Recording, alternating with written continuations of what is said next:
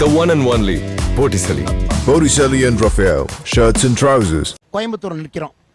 2014 பாரதிய ஜனதா கட்சியினுடைய ஓட்டும் அனைத்து இந்திய அண்ணா திராவிட முன்னேற்ற கழகத்தினுடைய ஓட்டையும் சேர்த்துனீங்கன்னா நாங்க 9 லட்சம் ஓட்டு வாங்கியிருக்கணும்.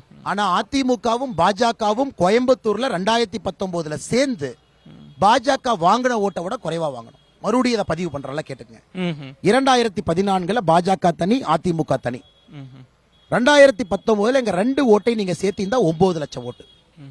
ஆனா 2019 அதிமுகவோடு சேர்ந்து கூட பாரதிய ஜனதா கட்சி வாங்கிய ஓட்டு 2014 நாங்க வாங்கின ஓட்டை விட குறைவு.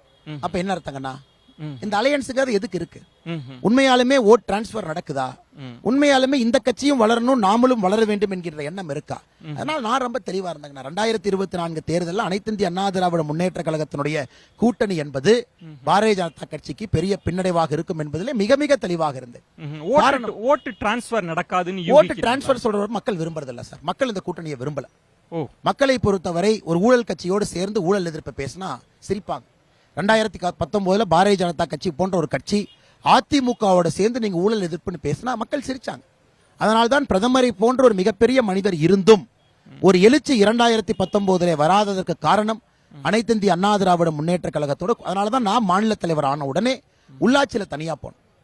இதை நான் தலைவர்கிட்ட சொன்னேன், இது வேலைக்கு ஆகாதுங்க, இது வேலைக்கு ஆகாது. நீங்க தனித்தன்மையான கட்சினா தனித்தன்மையா இருக்கணும். பிரதமர் மோடியினுடைய பிம்பம் எப்படி இருக்கோ அப்படிதான் கட்சி இருக்கணும். அதனால நான் எனக்கு முன்பு எப்படி இருந்துச்சு நான் பேச முடியாதுங்கண்ணா. நீங்க எனக்கு பழைய கேள்வி கேட்டு தயவு செஞ்சு கிடுக்குப்படி போடாது.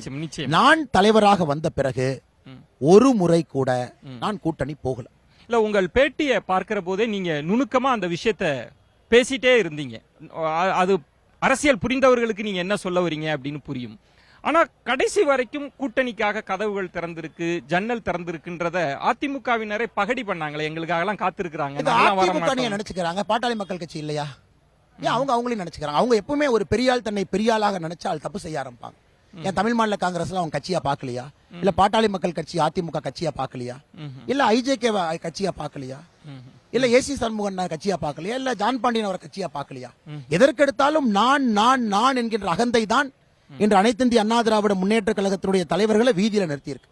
நான் என்கின்ற அகந்தை, நான் மட்டும்தான் அப்படிங்கிற அகந்தை. இன்னைக்கு பாருங்க, பாட்டாளி மக்கள் கட்சியே எங்களோட வந்தாங்கன்னா அதையெல்லாம் தாண்டி ஏசி சண்முகம் அவர்கள் 2019 அதிமுக சின்னத்தில் நின்னவர் இன்னைக்கு பாரதிய ஜனதா கட்சி சின்னத்தில் நிற்கிறார். 2019 பெரம்பலூர்ல திராவிட முன்னேற்ற கழகத்தினுடைய சின்னத்துல ஜெயிச்ச பாரிவேந்தர் இன்னைக்கு பாஜக சின்னத்தில் நிக்கிறாங்க. என்ன உணர்த்துது? சரத்குமார் அவர்கள் கட்சியை மெர்ஜ் பண்ணிட்டு நிக்கிறாங்க. என்ன உணர்த்துதுங்க? அதாவது இன்னைக்கு தமிழக அரசியல் சூழலை பொறுத்தவரை இந்த பிக் பிரதர் ஆட்டிடியூட், நான் பெரியாள், மிச்சவங்களை என் முன்னாடி கை கட்டி நிக்கணும், மிச்ச கட்சிகள் ஏத்துக்கிறது. இன்னைக்கு பாரதிய ஜனதா கட்சியை பொறுத்தவரை நாங்கள் எல்லோரையும் சமமாக நடத்துகின்றோம். எங்க கூட்டணியில ஒரு சீட்டு வாங்கியிருந்தாலும் அதே மரியாதை. நம்ம கூட்டணியில 10 சீட்டு வாங்கியிருந்தாலும் பிரதமர்கிட்ட அதே மரியாதை. எங்க கூட்டணியில 3 சீட்டு போட்டியிட்டாலும் பிரதமர்கிட்ட அதே மரியாதை. நாங்க யாரையும் நசுக்கி பிழிந்து பாரதிய ஜனதா கட்சி வளர வேண்டும் என்று நினைக்கிறது முதலுங்க. இரண்டாவது, பாரதிய ஜனதா கட்சி தனித்தன்மையான கொள்கையாக இருக்கும் பொழுது அனைத்து இந்திய அண்ணா திராவிட முன்னேற்ற கழகம் அருமையான கட்சியாக இருந்தாலும், புரட்சி தலைவர் இருக்கும் பொழுது அற்புதமாக இருந்தாலும், புரட்சி தலைவி இருக்கும் பொழுதும் அற்புதமாக இருந்தாலும், இந்த 2024 அதிமுக என்பது ஒரு 6 தலைவர்கள் ஊழல் செய்கின்ற கூடாரமாக அதிமுக மாறி இருக்கு. 6 தலைவர். ஆமா, இது அதிமுக தொண்டன்னு விரும்புறதில்ல. அதிமுக தொண்டன்னு விரும்புறதில்ல. சும்மா நாங்க கவர்ன் பண்ணோம், மத்திய அரசனுடைய ஸ்மார்ட் சிட்டி பணத்தை கொள்ளடிக்கிறது கவர்னன்ஸா? 1445 கோடி ரூபாய் கோயம்புத்தூர்ல செலவு பண்ணிருக்கோம். போய் காட்ட சொல்லுங்க என்ன பண்ணிருக்காங்கன்னு. போய் காட்ட சொல்லுங்க. இந்த ரோட்ல 100 மீட்டர் போலாம் சார், குழி இல்லாம நீங்க ஓட்டிட்டு போய் காட்டுங்க. எனக்கு இதே புதிய தலைமுறை வண்டியை எடுத்துட்டு போறேன். குழி இல்லாம நம்ம இந்த ரோட்ல போகணும். குழி 2 சென்டர்ல குழி இல்லாம 15 நாளைக்கு ஒரு முறை தண்ணி வருது. 15 நாளைக்கு ஒரு முறை, 15 நாளைக்கு. நொய்யல் நதி, சாக்கடை மேடு, கௌஷிகா நதி காணாம போயிருச்சு. இத்தனை 6 குட்டைகள் இருந்த ஊர் ஒண்ணும் இல்ல. என்ன வளர்ச்சி காட்டியிருக்காங்க கேட்டா, நாங்க வளர்த்தனோம் 10 ஆண்டுகள் ஆட்சியில இருந்த எங்கள் வளர்ச்சி. மக்கள் கீழே போய் பேசி பாருங்கண்ணா, அடிப்படை வளர்ச்சி இல்லை. இவ்வளவு பணத்தை கொட்டி கொடுத்தும் கூட கோயம்புத்தூரை பொறுத்தவரை பின்னோக்கி சென்று கொண்டிருக்கிறது. இதை நீங்கள் வைத்த குற்றச்சாட்டை தான் திரு எஸ்பி வேலுமணி அவர்கள்ட்ட நான் கேட்டேன். திரு அண்ணாமலை அவர்கள் ஸ்மார்ட் சிட்டி திட்டத்தில் ஊழல் நடந்திருக்கு அப்படின்லாம் குற்றச்சாட்டை முன்வைக்கிறார். மிக கடுமையான குற்றச்சாட்டை உங்கள் மீது வைக்கிறார் என்றதுக்கு அவர் சொன்ன பதில், எங்களோட கூட்டணி வச்சு ஜெயிச்சாங்கல்ல 5 சட்டமன்ற உறுப்பினர், ஏன் அப்ப திரு அண்ணாமலை அவர்கள் அதிமுக ஜெயிச்சதுல கிட்டத்தட்ட 30 சட்டமன்ற உறுப்பினர்கள் நாங்க கூட்டணியாலதான் அவங்க ஜெயிச்சாங்க.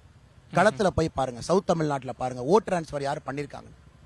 அதிமுகவை நான் சேலஞ்ச் பண்றேன். அவர்கள் வென்றெடுத்த எம்எல்ஏக்கள்ல கிட்டத்தட்ட 30 இடங்கள்ல பாரதிய ஜனதா கட்சியினுடைய வாக்குனால மட்டும்தான் அவங்க ஜெயிச்சாங்க. இல்லாட்டி அதிமுக 30 சீட்டு கீழே இந்த முறை வந்திருக்கும்.